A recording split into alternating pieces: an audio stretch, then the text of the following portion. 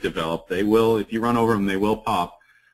We decided that a bag was the best way to go because, one, bottles would be too difficult to either bring to a location because they'd already have to be formed, or they would have to be formed at the location, and that just created another level of logistics and need for power that we just didn't want to deal with.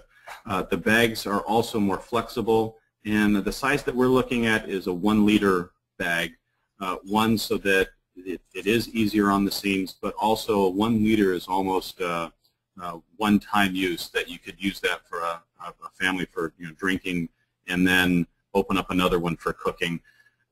We're looking at transporting with just the regular plastic grocery bags. Again, it makes it easy. It doesn't take up a lot of space. So all in all, we're looking at ease of use and a small footprint for materials. That's the main reason we went with what we chose. Okay, great. Now I have another question in terms of the holistic approach and in terms of the mobilization of various facets of the public health system and disaster management personnel. How do these get mobilized quickly, and what does that mean in terms of a holistic approach? Let me throw it to Jim, because I think Jim mentioned quite a bit of it during his presentation, and I'll have Alex answer from our end.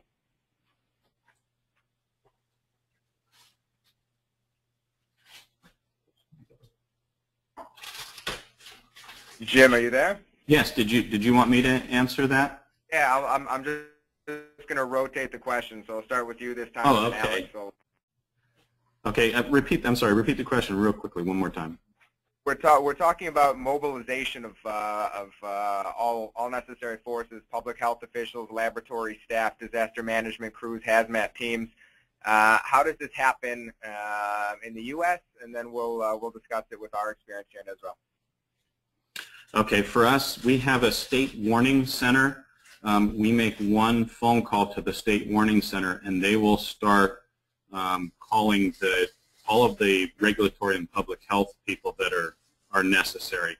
Again, on our side, we, in our emergency response plan, have all of the phone numbers for local, and we'll initially make those phone calls to the county fire, which their dispatch number will immediately contact the county EOC and then any cities that are involved. So it's really 2 points of contact, one at the state, one at the county level, and then everything moves forward from there.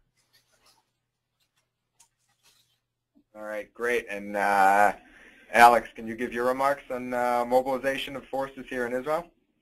If I could just draw on one example, I don't know if any of you saw in the media a few months ago where we had an oil tanker connect to a solar tanker, connect into a water system and download a few cubic liters of a few thousand cubic liters of solar into the system, and then an entire city was basically stuck without water.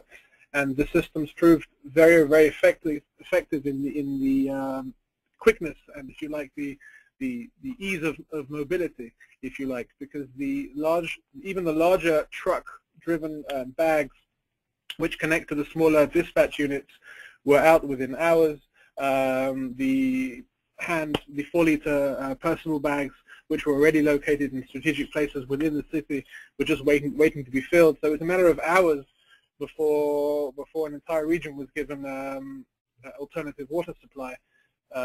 It's all based, if you ask me, in my perspective, on the ease of mobility, the durability of the systems, the fact that we don't need professional staff. It all connects to that. Okay. We have another question about costs and prices. I'll start with Alex. We have about 3 minutes left. So costs and prices of the inflatable system, and then we'll go in terms of cost and pricing to the water bagging system with Jim. Okay, so again, these are all general prices. But if we're talking about 2,000 cubic liters, which could probably serve a small neighborhood, that would be somewhere in the region of $1,500 for the unit. That comes complete with the frame and all the pipes and the necessary taps which go around the side.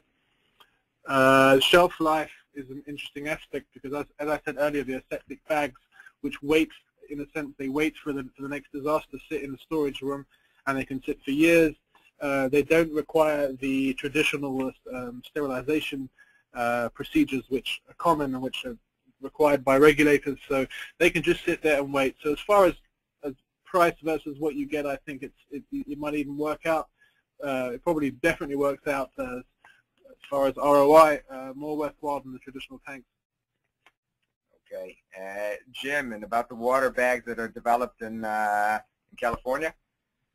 Yeah, the bagging system itself, for us to develop 3 was a little over $500,000, and that was without without treatment and just had disinfection. The plastic itself is a thermoplastic on a roll that gets formed into a bag and filled, so I'm not exactly sure of the cost for a roll of that. But a unit would cost somewhere between $150 and I would say $150 and $300,000 per unit. But the bigger units have solar and full treatment from filtration to disinfection. Great. We're about under the 1 minute mark, so I have one last question. It's directed to Jim. The EWSQK for collecting samples to take to a lab for analysis. Do you use any field test kits to analyze for contamination? Yes, that was one of the reasons for the exercise, was to allow the local hazmat teams to test their field equipment to see exactly what they could read. So we had a total of 4 samples, 2 that were raw with the raw contaminant, and 2 that were cut to the parts per million we would expect to find in a water source that we were simulating being contaminated. The hazmat team took 2 of the samples, 1 raw and 1 cut, that they did analysis on in advance of the exercise through a separate team to get a baseline, and then during the exercise to see if the team came up with that same finding. Now, the one thing that we did notice was that the teams found that they had a hard time with the liquid. Their equipment is set up for non-potable water, so either the raw sample that they would find on the ground or something that they would be sniffing out of the air. Dealing with water contamination incidents weren't really what the fire department was set up for, and so they're working on improving that. All right, great. Jim, thank you very much for the presentation. Alex, thank you. Thank you. At the moment, we're out of time. Please, if you